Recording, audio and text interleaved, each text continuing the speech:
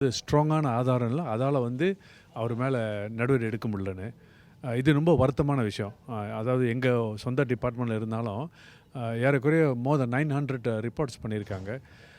இது மலேசியா வந்து multilingual, multi religious கண்ட்ரில வந்து சில கட்டுப்பாடு இருக்கணும். வேற மதத்த வந்து நம்ம குறை சொல்லி பேசக்கூடாதுன்னு வந்து எல்லாத்துக்கும் தெரியும். அ இது பிரதமர் வந்து எத்தனையோ வாட்டி சொல்லியிருக்காரு. இந்த மாரி நடந்துச்சுன்னா கண்டிப்பா நடவடிக்கை எடுக்கிறேன்னு. அப்ப இந்த விஷயத்தில வந்து இவ்வளோ ரிப்போர்ட் நடந்து ஒண்ணும் நடவடிக்கை எடுக்காதபோது எனக்கு ரொம்ப ரொம்ப சங்கட்டமா உண்டு இல்ல, ரொம்ப கஷ்டமாவும். ஏன்னா, என்னோட சொந்த தொகுதியிலேருந்து ஆளுங்க டெலிஃபோன் பண்ணி கேட்குறாங்க. "குலா இந்த மாரி நடந்துருச்சே, ஏன் நடவடிக்கை எடுக்கலன்னு?" அப்ப நாங்க என்னோட நான் லா துறையில இருக்கும்போது நான் வந்து கூடிய சீக்கிரத்தில மூத்த வழக்கறிஞரை பார்த்து அவர்கிட்ட கலந்து பேசி செய்ய போகிறேன். என்ன நடவடிக்கை இன்னும் எடுக்க முடியும்னு.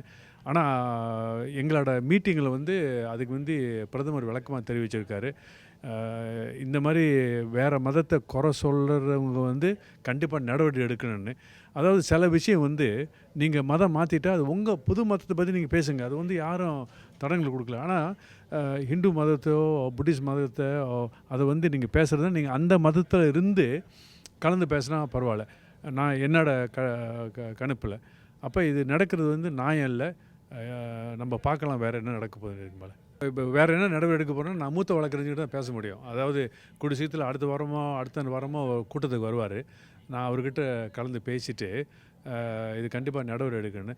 ஆனா, இன்னொரு வகையில பார்த்தா இந்த மாரி நிப்பாட்டாக்காட்டி, இன்னும் அந்த மாரி வேற ஆளு செஞ்சாங்கன்னா என்ன ஆகப்போகுது?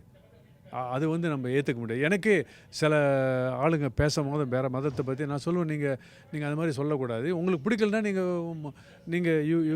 நீங்க சொல்லாதீங்க. ஏன்னா இது வந்து மல்டிலிங்குவல், மல்டி ரிலிஜியஸ் நாடு. இது இஸ் எ வெரி எல்லா மதம் எத்தனையோ மதம் அங்க இருக்குது.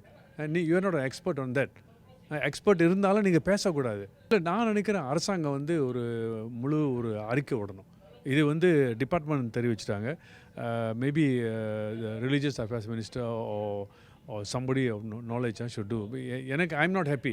நானே அரசாங்கத்தில் இருந்து நான் ஒரு நாடாளுமன்ற உறுப்பினர், துணை லா அமைச்சர். நானே எனக்கு திருப்தியா இல்லைன்னா அப்போ மித்த ஆளுங்களுக்கு திருப்தியா இல்லாத இருப்பாங்க.